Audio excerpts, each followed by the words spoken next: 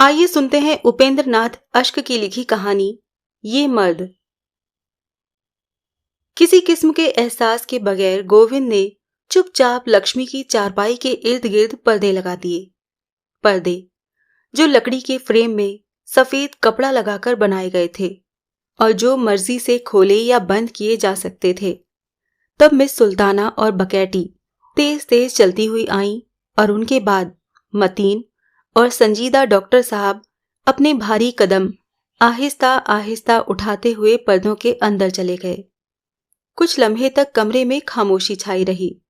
सिर्फ छत पर लगे हुए सफेद पर्दों वाले पंखे अपनी पूरी रफ्तार से घर घर करते रहे और जून की तपती दोपहर अपनी सी हालत में चुपचाप पड़ी रही।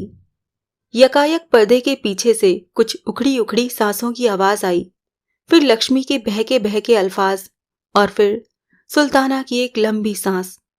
डॉक्टर ने कहा, स्ट्रेचर ले आओ। और ये कहकर पर्दे के पीछे से निकलकर वो जैसे आए थे वैसे ही चले गए। उनके पीछे रूमाल से आंखें पोंछती हुई सुल्ताना निकली। दूसरी बीमार औरतें शक भरी नजरों से उसकी तरफ देख रही थीं। उसके निकलते ही रशीदा ने पूछा, क्यों? खत्म हो गई। भरे गले से सुल्ताना ने जवाब दिया। आखिरी वक्त क्या कहती थी? सुरती बोली। सिर्फ एक बार खन्ना साहब को याद किया और बस। ये कहकर आंसू पोंछती हुई सुल्ताना जल्दी से जल्दी स्ट्रेचर लेने के लिए चली गई। लक्ष्मी अपने खाविंद को खन्ना साहब कहकर पुकारा करती थी। वो लाहौर ही में मुलाजिम थे और हर 7वें दिन बाकायदा उसे देखने आते थे। कोई ऐसे खुश शक्ल तो न थे, मगर ऐसे भी नहीं कि बदसूरत कहे जा सकें। उनकी आंखों में कुछ ऐसी बात थी कि आदमी बेसाख्ता उनकी तरफ खिंच जाता था और फिर इतनी बातें करते थे, इतने कहकहे लगाते थे कि जब वो आ जाते तो अस्पताल की इस खामोश और साकीन फिजा में जिंदगी सी दौड़ जाती। फकत लक्ष्मी ही उनके आने का इंतजार करती हो, ये बात नहीं। इस खुले और कुशादा कमरे में लोहे की सख्त बेदर्द चारपाइयों पर लेटी हुई बुखार, हरारत, दवा, परहेज की बातें सुन सुनकर आजिज आई हुई दूसरी बीमार औरतें भी उनके आने की राह देखा करती थीं। वो बातें चाहे अपने रिश्तेदारों से करती हों, लेकिन कान उनके उधर ही लगे रहते थे। और लक्ष्मी, वो तो न जाने ये 7 दिन कैसे काटती थी। हंसती थी, दूसरों को हंसाती थी, लेकिन इस तमाम हंसी ठट्टे में अपने खाविंद का इंतजार जैसे उसके दिल के किसी नामालूम गोशे में छुपा रहता था। और कौन जानता है कि ये हंसी कह कहे अस्पताल में दिनों का काटने का महज बहाना न थे। ये बात भी नहीं कि उसे अपने खाविंद से इतनी मोहब्बत इस बीमारी के दिनों में हुई। उसी दिन जब शादी के बाद 1 महीना गुजार कर वो अपने मैके वापस आई थी, तो उसकी सहेलियों ने जान लिया था कि बस्ती की आजाद फिजा में दिन रात खेलने वाली, गली मोहल्लों को अपने कहकहों से गुंजा देने वाली लक्ष्मी अब मोहब्बत की जंजीरों में जकड़ी गई है।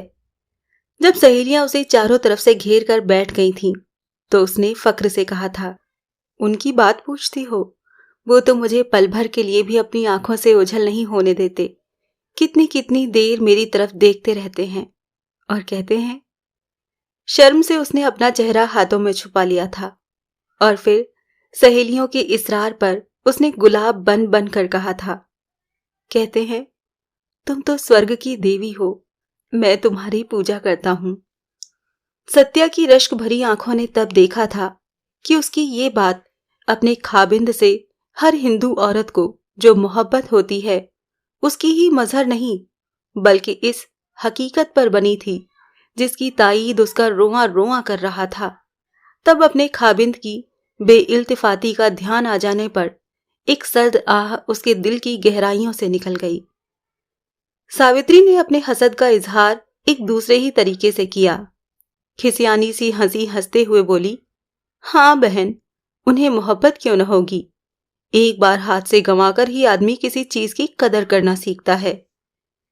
इस फिक्रे में जो तंज पिन्हा था, उसकी तरफ ध्यान दिए बगैर सादा लौह लक्ष्मी ने मसरत की रौ में सहेलियों को अपनी इस 1 महीने की जिंदगी की 20 कहानियां सुना डाली थीं। किस तरह उसके शौहर उस पे जान छिड़कते हैं, उसे आंखों से ओझल करना पसंद नहीं करते। दफ्तर में न जाने कैसे वक्त गुजारते हैं। पहली बीवी, वो कहते हैं, वो तो गंवार और बेवकूफ थी। तुम्हें पाकर तो मैंने जिंदगी की मसरतें पाली हैं। तारा ने तब हंसते हुए कहा। सास को ये सब कुछ कैसे भाता होगा? उनके दिल की मैं क्या जानूं, लक्ष्मी ने मसरत भरे लहजे में जवाब दिया। लेकिन मीठी तो वो ऐसी हैं जैसे मिस्री, बोलती हैं तो रस घोल देती हैं। मेरी तो आदत तुम जानती हो, सोते सोते दिन निकल आता है। मगर उन्होंने इसका कभी बुरा नहीं माना। वो खुद 4 बजे उठकर नहा धोकर पूजा पाठ कर घर का सब काम खत्म कर देती हैं। मैं कुछ करने की कोशिश भी करूं तो कहती हैं, तुम्हें ही तो करना है बहू, मैं कब तक बैठी रहूंगी।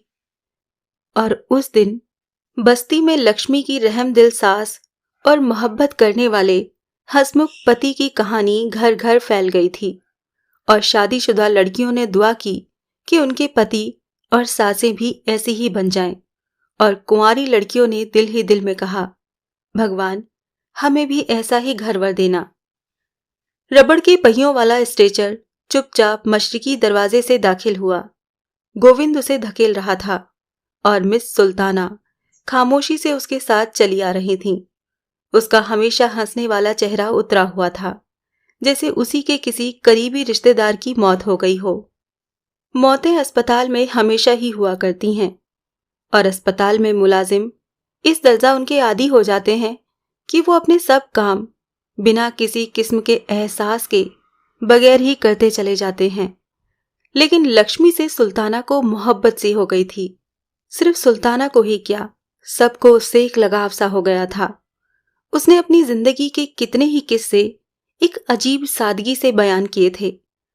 अपनी सास के बारे में उसके जो बुलंद ख्यालात थे, उन्हें हवा होते देर नहीं लगी। वही जबान जो पहले रस की धारें बहाती थी, बाद में जहर भी उगलने लगी। खन्ना साहब तब मुलाजिम नहीं हुए थे, मगर घर की सियासत में वो माहिर थे। अपना काम चालाकी से निकालना जानते थे। मां के सामने चुप रहते, लेकिन तन्हाई में कहते, लक्ष्मी इन सब कसूरों के लिए मैं तुमसे माफी चाहता हूं। और तब उसे सास की झिड़कियां, ताने, कोसना, गालियां बिल्कुल भूल जाती और अपने पति से उसकी मोहब्बत और कई गुना बढ़ जाती। वो साथ हैं तो फिर चाहे सारा जहान खिलाफ हो जाए, वो सबकी खिलाफत खुशी खुशी झेल लेगी। जी न चाहते हुए भी सास को खुश करने के लिए उसने भगवती दुर्गा की पूजा सीखी और अपनी सहल अंगारी को छोड़कर मेहनत से काम करने की आदत भी डाली। लेकिन इन सब बातों के बावजूद सास के तेवर न बदले। उसकी झिड़कियां, ताने, कोसने बदस्तूर जारी रहे। मगर लक्ष्मी ने सब कुछ हंस हंस कर सहना सीख लिया था। हाँ, एक बार जब जलता हुआ घी गिर जाने से उसके हाथ जल गए थे और अभी आराम भी न आने पाया था कि उसकी सास ने कपड़ों की भरी गठड़ी उसके सामने रख दी थी, तो उसकी हमेशा मुस्कुराने वाली आंखें भर आई थीं। कपड़े धोते धोते उसके छाले फूट गए थे। तब अंदर कमरे में जाकर वो खूब जी भर कर रोई थी। और जब खन्ना साहब आए थे तो उसने कहा था, मुझे इस नरक से छुटकारा दिलाओ। माँ अगर धन वाली हैं तो क्या इसीलिए कि ये नरक की अजियतें बर्दाश्त किए जाएं? तुम्हारे साथ तो मुझे सूखी रोटी पसंद है, मगर ये जुल्म तो अब नहीं सहा जाता। खन्ना साहब ने उसे तसल्ली दी थी और प्यार भरी बातों का एक ठंडा फाहा उसके जलते हुए जख्मों पर रख दिया था। उन्होंने क्या क्या कुछ न कहा था। जब वो मुलाजिम हो जाएंगे तो उसे अपने साथ लाहौर ले जाएंगे। माँ तो नवा शहर ही रहेगी और वहां लाहौर में अनारकली, माल, लॉरेंस, बाग, सिनेमा, तमाशे, नुमाइशें और उन्हीं ख्यालों में गुम होकर वो अपने छालों की टीस, अपने दिल का दर्द सब कुछ भूल गई थी। लेकिन संगदिल किस्मत, जब वो दिन आया और खन्ना साहब लाहौर ही में सिविल सेक्रेटरीट में मुलाजिम हो गए, तो उसे तपेदिक जैसी बीमारी हो गई।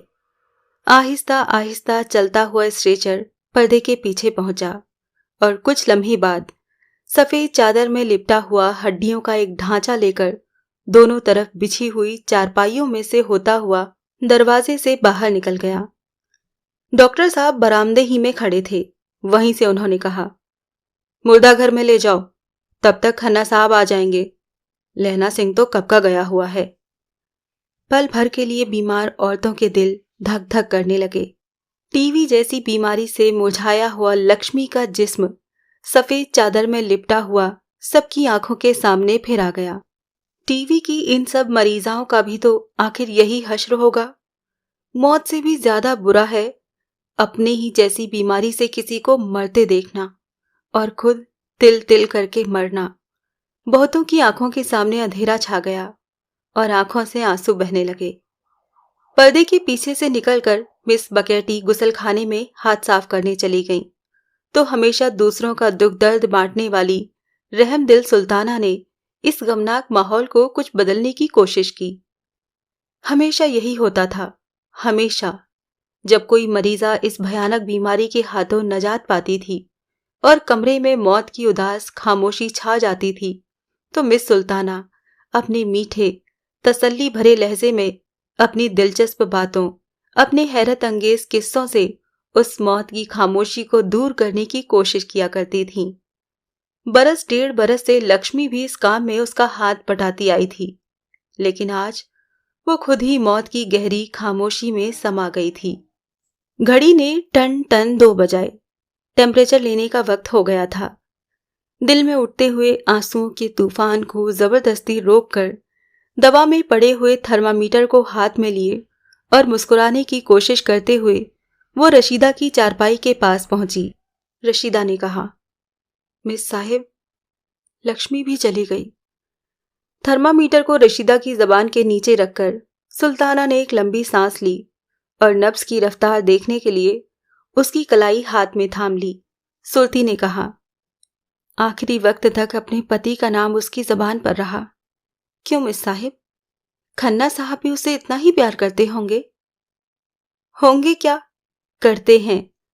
सुल्ताना ने रशीदा की कलाई को छोड़कर कहा, लक्ष्मी को मरना भी इसीलिए सहज हो गया।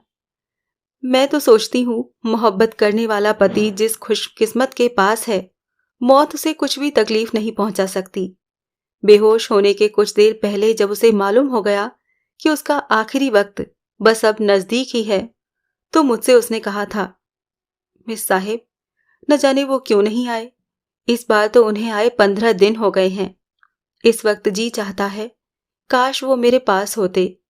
फिर खुद ही हंसकर बोली, मिस साहिब, मैं भी कितनी बेवकूफ हूं। वो न भी आए तो वो मुझसे दूर हैं क्या? मेरे दिल में तो हर वक्त उन्हीं की तस्वीर रहती है और मैं ही उनसे क्या दूर हूं। कई बार उन्होंने कहा है, लक्ष्मी, तुम तो हर वक्त मेरे पास रहती हो। बारहा काम करते करते तुम्हारा ख्याल आ जाने से गलती हो जाती है। इसके बाद वो बेहोश हो गई थी। मरते दम भी जब उसे होश आया तो पति का नाम ही उसकी जुबान पर था। ये कहते हुए भीगी आंखों को पोंछ घड़ी देखकर सुल्ताना ने थर्मामीटर रशीदा के मुंह से निकाल लिया और हरारत नोट करने के लिए चार्ट उठाया। सुरती ने पूछा, लेकिन मिस साहिब, ये गहनों की बात क्या थी? जब भी खन्ना साहब आते थे उनका जिक्र जरूर छिड़ जाता था। जब से गहने ले गए बस एक बार ही तो फिर आए। थर्मामीटर को दवा में डालकर और दूसरा उठाकर सुरती को देते हुए उसने कहा, मैंने पूछा नहीं, लेकिन जब लक्ष्मी आई थी तो सब गहने साथ ही लेकर आई थी। उसकी सास नहीं चाहती थी कि वो एक भी गहना साथ ले जाए। आखिर अस्पताल में इतने गहनों का काम भी क्या? बाजूबंद, चूड़ियां, माला, लॉकेट, कोई एक गहना हो तो गिनाऊं। न जाने क्यों उसे गहनों से इतनी मोहब्बत थी। सास तो मरते दम तक न ले जाने देती, लेकिन खन्ना साहब अपनी मां को समझा बुझाकर ले आए थे। यहां मरीजों को गहने पहनने की इजाजत नहीं। डॉक्टर साहब ने समझाया कि उन्हें साथ नहीं लाना चाहिए था। अब भी बेहतर है कि उन्हें खन्ना साहब के हवाले कर दो, लेकिन वो गहने अपने पास ही रखना चाहती थी। आखिर डॉक्टर साहब ने गहने एक लोहे के संदूकचे में बंद करके चाबी उसे दे दी और संदूकचे को अस्पताल के सेफ में रख दिया। उस चाबी को वो 1 मिनट के लिए भी अपने से दूर न करती थी। लेकिन जब बीमारी बढ़ गई और तन बदन का भी होश उसे न रहा, और जब एक दिन खन्ना साहब के कहने पर मैंने उसे समझाया कि गहने तुम्हारे ही नाम बैंक में जमा कराए जा सकते हैं, तो उसने चाबी दे दी। यही एक बात लक्ष्मी में मुझे अजीब नजर आई, लेकिन शायद उन्हीं के जरिए वो अपने को जिंदा समझती थी। उसी रात उसने मुझे पास बुलाकर कहा था, मिस साहिब, अब मैं बहुत देर तक जिंदा न रहूंगी। सुल्ती की जबान थर्मामीटर की वजह से दुखने लगी थी। आखिर उसने खुद ही उसे निकालकर मिस सुल्ताना को दे दिया। चौंक कर सुल्ताना ने थर्मामीटर ले लिया और टेम्परेचर देखने लगी। सुल्ती ने कहा, ये तो ठीक है मिस साहिब, लेकिन गहने लेने के बाद खन्ना साहब ने हर हफ्ते आना क्यों छोड़ दिया? 2 हफ्ते गुजर गए उन्हें आए हुए। रशीदा बोली, बीमार ना हो गए हों? नहीं तो गर्मी, सर्दी, बारिश, धूप, उन्होंने किसी बात का कभी ख्याल नहीं किया। बाकायदा हर हफ्ते आते रहे। और मैं तो सोचती हूँ मिस साहिब, लक्ष्मी की मौत की खबर सुनकर उनके दिल पर कैसी गुजरेगी। अपनी बीवी से किसी को ही ऐसी मोहब्बत होगी। तब शायद स्ट्रेचर मुर्दा खाने में पहुंचाकर गोविंद वापस आया और उसके पीछे डॉक्टर साहब भी आए। पर्दे के पास पहुंचकर गोविंद ने पूछा, कपड़ों को लपेट दूं डॉक्टर साहब? डॉक्टर साहब उसके पास जाकर खड़े हो गए। बोले, अस्पताल की चादरों को डिसइंफेक्टर में डाल दो और बाकी का सामान पड़ा रहने दो। अभी शायद खन्ना साहब या उनका कोई आदमी आ जाए। हाँ, गद्दे बाहर धूप में डाल दो। उसी लम्हे बरामदे के पास सीढ़ियों पर से साइकिल फेंक कर हाँफता हुआ पसीने से तर लहना सिंह अंदर आया। डॉक्टर साहब ने आगे बढ़कर पूछा, आ गए? लहना सिंह ने सर हिलाया। उसकी सांस फूल रही थी। जवाब न बन पड़ता था। जरा तल्खी से डॉक्टर साहब ने फिर पूछा, मिले या नहीं? कहा नहीं, तुमने कहा कि लाश को आज शाम से पहले ले जाएं। थूक निकलकर लहना सिंह ने कहा, वो तो शादी करने अपने घर चले गए हैं। ठन्न से टेम्परेचर का चार्ट मिस सुल्ताना के हाथ से फर्श पर गिर पड़ा और रशीदा ने जैसे घबराकर चीखते हुए कहा, मिस साहिब, मिस साहिब। अभी आपने सुनी उपेंद्र नाथ अश्क की लिखी कहानी ये मर्द,